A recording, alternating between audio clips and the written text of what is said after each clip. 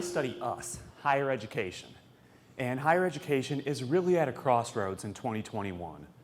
And it's a number of factors that have been developing over time. This isn't a new thing. This isn't a pandemic thing. This isn't something that came up just since, say, the 2012, 2016 elections. It's really been building over a long time.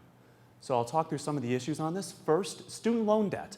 I like making charts. This is student loan debt. I don't like this chart. Student loan debt is up to about $1.6 trillion. The good news, it's starting to slow down, especially for undergraduate students. A lot of this growth is among students in graduate and professional studies. But it's a concern. Another concern is the political polarization of higher education. And you can see the difference among political parties and even among all adults. We're seeing more people with a negative view of higher education. And that's a concern given the benefits that higher education can have. But it's up to us to be able to communicate that. Another concern is a declining number of high school graduates in much of the country. There's a talk of a demographic cliff and a baby bust, and the pandemic has made this even worse in that births are declining, so this number in 2037 is going to go down even more. And that's our feeder for traditional higher ed. Higher ed is also under stress because we have labor shortages. During the pandemic, what colleges and universities did is they cut back on staffing to save money. They didn't need people. And higher ed lost about 13% of its workforce, and now they have a hard time finding people to work. And what I do, I look toward an affordable future. This graphic is from the state of Missouri's higher ed documents from the 1990s. And I came across this in looking at collecting data on state higher education funding over the course of 25 years. And this one just stuck, and you get a little bit bad eyesight looking at these bad PDFs all day, but it's worth it. And just to give a sense on where higher education stands, state funding per student has been fairly level across the country. The problem is, until recently, enrollment had increased, and also the cost of running colleges increases with things like benefits, facilities, and deferred maintenance. And that's put higher ed in a pinch. So I like this. This is me at graduation.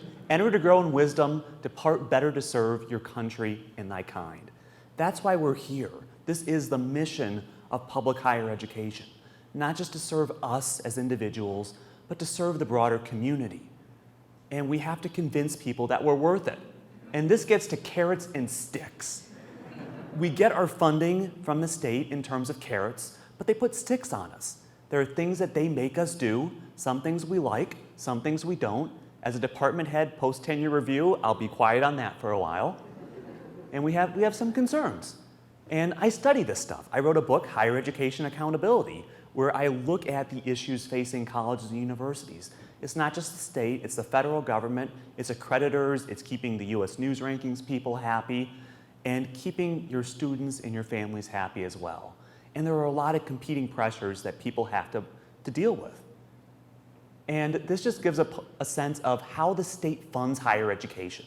Tennessee funds about 85% on some measures of student outcomes, whether it's graduation rates, FTE at the undergraduate getting through courses. It's credit progression. It's not just headcount anymore. Research. And this gets into our funding formula. Watch out for the budget allocation model, because we have to deal with it here, and unintended consequences.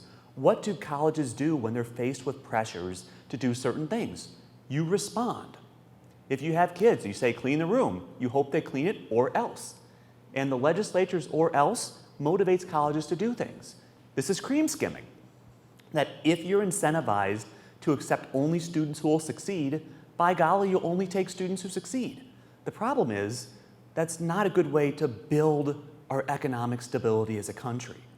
And you have to find ways to try to counteract this in order to get economic mobility. This is a fun graph. I spent hours putting this together. This is a relationship between state performance funding policies and student outcomes. These policies actually increase debt a little bit among people who don't finish, but they increase earnings among people who do finish, especially at public universities. And I'm just trying to get these through peer review. Tennessee does awesome stuff. Tennessee Promise is great. Tennessee Reconnect is really important. And the state does a great job reaching out, trying to build the workforce, and not just that traditional first-time, full-time student group. And if the state wants to meet the drive to 55, this is how we do it. So looking ahead, looking out into my telescope, what do I see happening over the next few years? It's a complicated picture because of pre-pandemic trends and then the effects of the pandemic on top of that. And it gets a little bit murky, and I've been wrong about some of my predictions, including some in the Chronicle of Higher Ed, because the pandemic has not come across the way we thought. This is tax revenue in Tennessee. We are way up over what we were before the pandemic, and people did not expect this. This is great for now, but watch out for how the legislature responds. They see all the money now, it's time for tax cuts. If this isn't permanent, it can be an issue. Enhanced post-tenure performance review.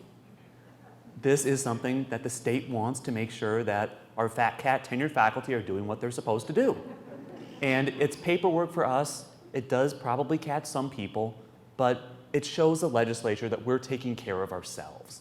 And that's important because we have to build public trust. And finally, I've only been here for about 3 months. This is an absolutely wonderful place to be, and the community is amazing, and I love the way that this university serves a public mission. Thank you very much, and I am so glad to be here.